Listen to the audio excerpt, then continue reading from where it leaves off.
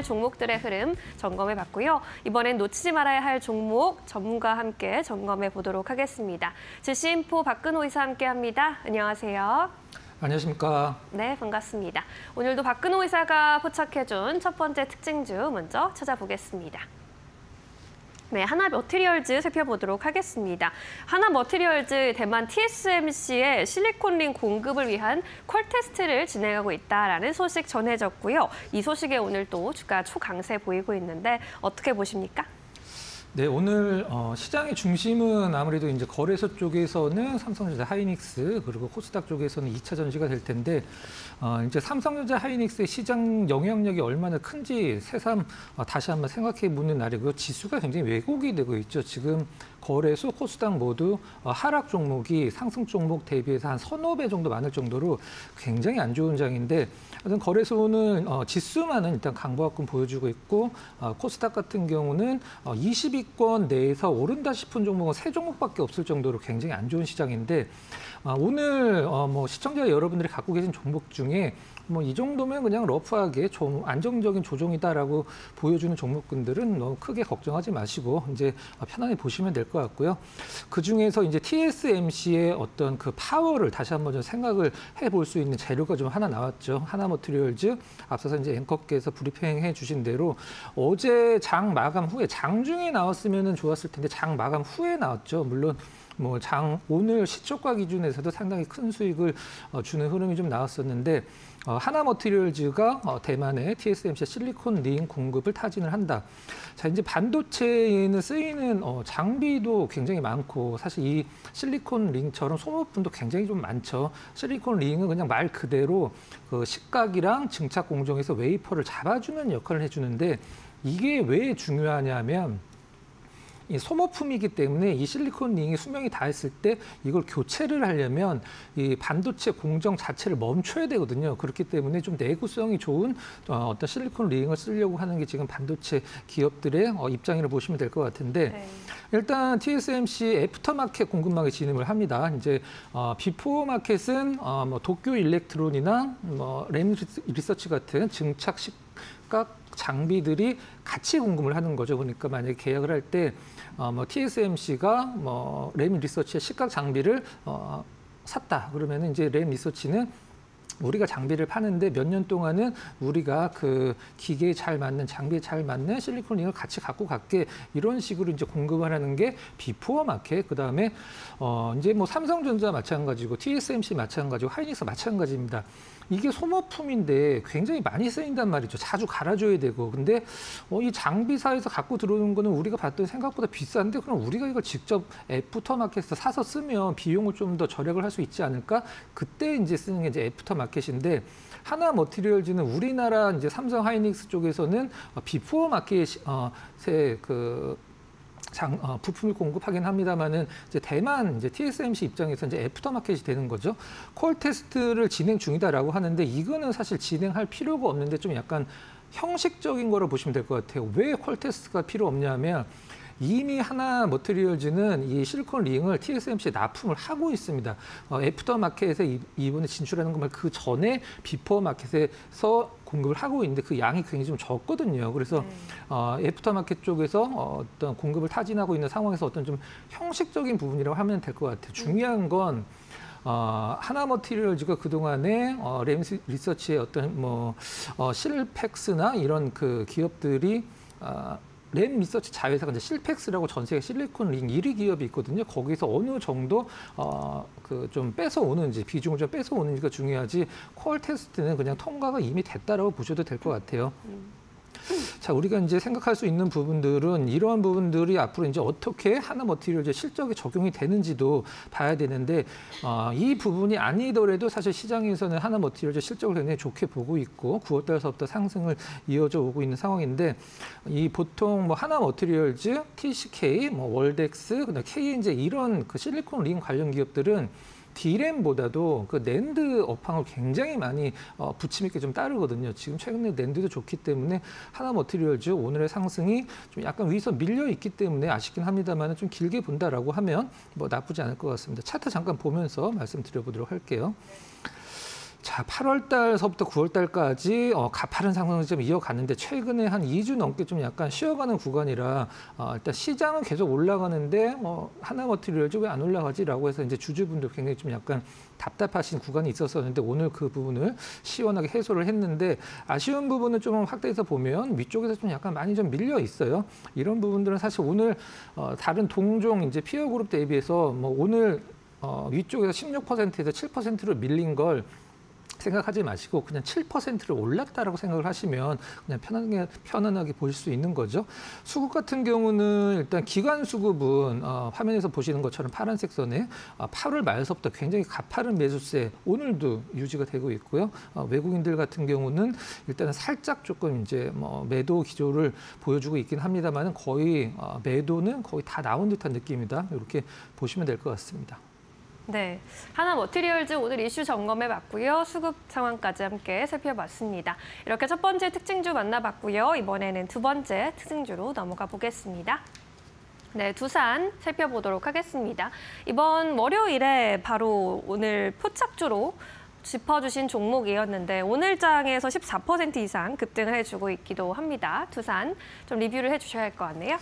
네, 두산을 이제 제가 월요일 날 포착 종목으로 말씀을 드릴 때 가장 조금 강조를 하면서 말씀드렸던 부분이 두산을 이제 시장에서는 이제 뭐 지주사로 보는 게 아니라 이제 반도체 기업으로 봐야 된다. 그렇기 때문에 두산을 좀 지켜보자라고 말씀을 드렸었는데 사실 지금 두산 흐름 자체가 오늘은 뭐 굉장히 좀 부담스러울 정도로 오르고 있긴 합니다만 시장에서 이제 왜 두산을 반도체 기업으로 봐야 되는지 한번 조금 다시 한번 체크를 해보도록 하겠습니다. 일단 뭐 엔비디아죠. 앞서서 하나머티리얼즈가 TSMC의 어떤 뭐 파워를 좀 입증했다라고 하면 두산은 엔비디아죠. 엔비디아 쪽에 CCL 동박 적층판이죠. 이걸 이제 납품을 하면서 실적이 뭐 정말 좋아졌죠. 일단은 이 두산의 최근 이슈를 보면 SK 실트론을 인수를 하느냐 마느냐가 이제 시장에서 가장 큰 어떤 주목하고 있는 부분인데 지금 3파전에서 MBK 이제 한행컴퍼니는 떨어져 나갔고 두산만 남았는데 SK 실트론을 SK가 안 판다는 것을 두산이 내가 사겠다라고 제시를 하는 게 아니거든요. 매물에 나왔기 때문에 SK가 팔 의향이 있기 때문에 두산이랑 딜을 하고 있는데 자 그러면 우리가 보통 이럴 때 시장에서는 하나 좀 짚고 넘어가야 될 부분이 있습니다. 의심을 해야 되는 부분이 있죠. 어떤 부분이냐 되냐면 자 SK 실트론 시장 가치가 5조 원 정도를 이제 추정을 하고 있죠. SK가 LG에서 사올 때 아마 6천억인가에 사온 걸로 알고 있는데 굉장히 가치가 많이 올랐죠. 근데 5조 원 정도 가치를 추정을 하는데 거기서 3조 원이 이제 빚이란 말이죠. 부채. 그러면 이제 2조 원만 있으면 인수를 할 수 있는데 SK가 얼마를 부르는지는 시장에서 확실히 나와 있지는 않습니다만은 일단은 뭐 굉장히 크게 부르고 있는 것 같아요. MBK가 포기할 정도면. 근데 두산은 이제 반도체 기업으로 탈바꿈하고 있기 때문에 인수 의지가 강한데 여기서 제가 말씀드렸던 꼭 체크해야 될 부분이 있습니다. 돈이 어디 있어서 지금 현재 두산 같은 경우는 자체 현금성 자산이 1조 원이 좀 넘죠. 1조 한 2천억, 1조 2,700억 정도 있는데 이 현금성 자산이랑 일단 차입으로 일단은 이걸 보충을 하겠다. 그 현금으로 이제 갖고 있는 현금 그다음에 차입으로 이제 해결하겠다라고 얘기를 했는데 그러면 여기서 이제 걱정거리가 하나 사라지는 거죠.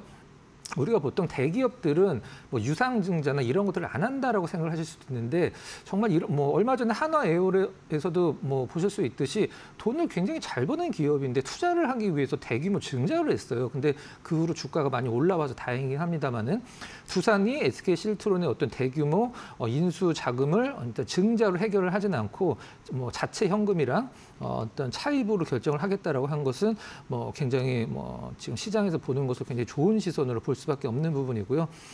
실적이 얼마나 좋아졌기 때문에 두산을 이렇게 시장에서 장밋빛 전망을 계속 제시를 하는지 잠깐 살펴보면 일단 전년 동기 대비해서 2분기가 사실 개별주들은 이게 가능한데 대형주들은 거의 불가능한 수치가 나왔어요. 어느 정도냐면 작년 2분기 대비해서 올해 2분기가 이제 매출이 76%, 영업이익은 더 놀랍죠. 한 263%. 대형주들이 이런 흐름을 보여줄 수 있는 건 거의 드물다라고 보시면 될 것 같아요. 역시 엔비디아의 힘이다라고 보시면 될 것 같고, 엔비디아에 납품하고 있는 CCL, 동박 적층판을 만드는 소재가 있습니다. 일단 일본 기업이 만드는데 지금 그 일본 기업 그 니토보에서 공급을 굉장히 좀 차질을 빚고 있죠. 한마디로 엄청난 쇼티지가 나고 있는 상황인데, 두산 비지 같은 경우는 그 일본 니토보에서 공급을 하는 유리 섬유거든요. 유리 섬유를 굉장히 많이 지금 재고로 미리 쌓아놓은 상태이기 때문에 어떤 시장에서의 그런 공급 차질은 없다. 오히려 그 니토보의 공급 차질이 두산 입장에서는, 두산 비지 입장에서는 도움이 될 수밖에 없는 상황이다라고 보시면 될 것 같아요. 차트 잠깐 보면서 말씀드려보도록 하겠습니다. 이번 주 월요일 날 이제 포착 종목으로 제시를 해드렸던 구간이 바로 동그라미 친 구간인데, 사실 시장에서 큰 관심을 받기 힘든 구간이었죠. 그 후에 한 3일 정도 좀 러프한 흐름 보여주고 오늘 급등 나와주고 있는데, 수급은 이렇게 한번 차트로 같이 보면서 말씀드려보도록 할게요. 외국인 수급은 일단 9월 달 초순에 고점 찍고 소폭 계속 매도가 좀 나오고 있는 상황이고요. 기관 같은 경우는 9월 중순서부터 좀 매도가 나오다가 최근에는 좀 약간 소폭 순매도를 좀 반복을 하는 듯한 느낌이긴 한데, 수급은 오늘 그렇게 다이나믹하게 좀 좋아지진 않았습니다. 개인들의 수급이 좀 많이 들어온 듯한 느낌이긴 합니다만은, 아무튼 한 7월 달서부터의 장기 박스권을 돌파를 한 흐름은 상당히 좀 고무적으로 해석을 할 수가 있겠고요. 일단 답답한 흐름을 어떤 탈피해내는 오늘 장대 양봉은 뭐 주주분들한테 큰 선물이다. 앞으로 계속 지켜보자. 이렇게 정리를 해보도록 하겠습니다. 네, 두산 월요일 알려주신 이후로 오늘 또 급등세를 이루어냈는데요. 또 앞으로의 투자 포인트까지 점검해 봤으니까요. 꼼꼼히 따져보시기 바랍니다. 자, 이렇게 오늘의 특징주들 만나봤고요. 이번에는 포착주로 넘어가 보도록 하겠습니다. 오늘 어떤 종목 소개해 주실까요? 오늘 반도체 쪽에서 이제 DB하이텍을 한번 좀 준비를 해봤습니다. 네. 자, DB하이텍 가장 최근에 나온 이슈를 좀 말씀을 드려보도록 하겠습니다. 코어 자산운용이 DB하이텍에 이제 교환사채 430억을 투자를 했다.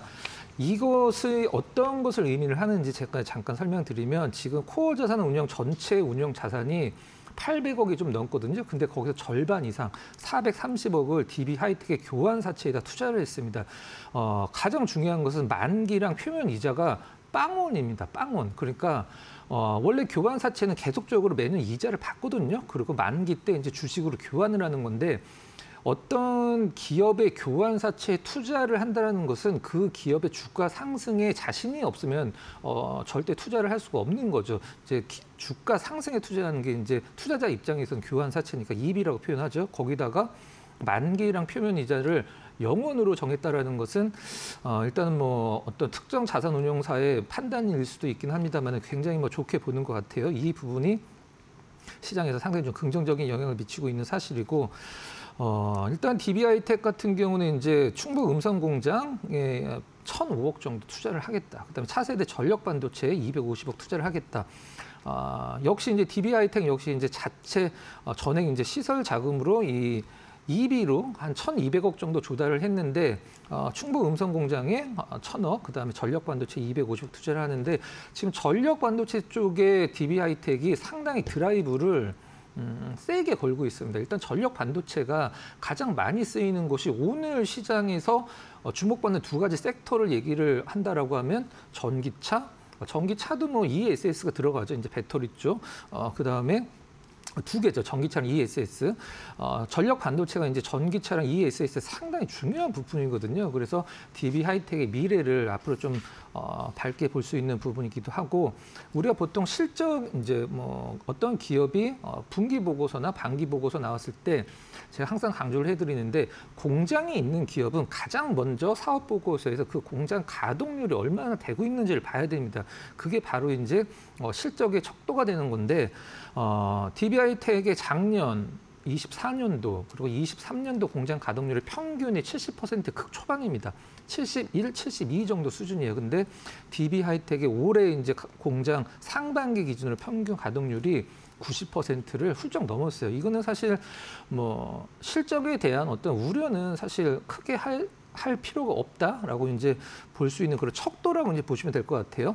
하나 좀 아쉬운 부분은 DB하이텍에서는 지금 8인치 전문 이제 파운드리 기업이니까 이제 12인치로 넘어가야 되는 상황이긴 한데 사실 8인치 같은 경우는 약간 그 범용 관련된 부분이거든요. 좀 약간 옛날 거. 근데 12인치로 넘어가야 되는데 이게 일단 12인치 파운드리로 전환을 하려면 최소한 한 5천억 이상이 좀 든다라고 합니다. 근데 그 정도 투자 재원이 현재 없기 때문에 경영진들은 좀 넘어가야 되는데 회사 내부적으로는 아직 좀 이르다 뭐 이런 좀 판단이 좀 있는 것 같아요. 8인치만으로도 전 세계적으로 하는 기업이 별로 없기 때문에 DB하이텍 공장 가동률도 좋고 일단은 시장에서 평가 그리고 실적은 뭐 크게 걱정할 우려가 없기 때문에 DB하이텍 한번 그 포착 종목을 한번 준비를 해봤고요. 차트 잠깐 보면서 말씀드려보도록 하겠습니다. 지금 최근에 이제 반도체 종목 중에 하이닉스, 삼성전자 빼고는 거의 비슷한 흐름입니다. 한 3주 이상 정도 옆으로 이제 가격 조정을 특히 주진 않았지만 옆으로 기는 기간 조정 굉장히 많이 주고 있거든요. 이것을 과연 어떠한 모멘텀을 뚫어내는지가 관건인데 오늘 DB하이텍 뭐 특별한 어떤 재료 없이 시장에서 상승했다가 이제 시장 영향으로 위쪽에서 약간 좀 윗골이 다는 흐름, 흘러내리는 흐름은 큰 문제된다라고 생각하지는 않고요. 수급 한번 보면 DB하이텍의 주가 흐름은 누가 주도를 하는가? 파란색 선으로 이제 돼 있는 기관 투자자가 이제 DB하이텍의 주가 흐름을 주도를 하고 있는데 오늘 같은 경우는 이제 기관 투자자들 9월 들어서 계속적으로 사고 있고 외국인 투자자들이 그동안 좀 잠잠했거든요. 근데 오늘 기준으로 금, 목, 수요일 3일 연속 지금 순매수가 들어오고 있는 상황이라 이 횡보세를 깨는 것은 그동안에 끌어올렸던 기관 투자자 말고 매도였던 그 외국인 투자자들이 수목금 연속적으로 들어오면서 다음 주 시장 크게 빠지지 않는다라고 하면 한번 지켜볼 필요가 있어서 DB하이텍을 한번 포착 종목으로 준비를 해봤습니다. 네, 가격은 어느 선으로 볼까요? 네, 지금 가격 59,400원이죠. 59,400원, 500원, 뭐 6만 원 이하면은 특별한 어떤 부담 없다라고 생각을 하고 있고요. 목표 가격은 좀 약간 좀 타이트하게 잡았습니다. 1차 목표가라고 한번 말씀드릴게요. 한 7만 원. 그다음에 손절 가격은 박스권의 하단이라고 할 수 있는 55,000원으로 제시를 해 드리도록 하겠습니다. 네, DB하이텍 반도체 다른 종목들에 비해서 또 그 흐름을 아직은 따라가지 못한 종목으로 볼 수 있을 것 같습니다. 목표가 7만 원까지 기대해 보도록 하겠습니다. 오늘 여기까지 이야기 들어야겠네요. 고맙습니다.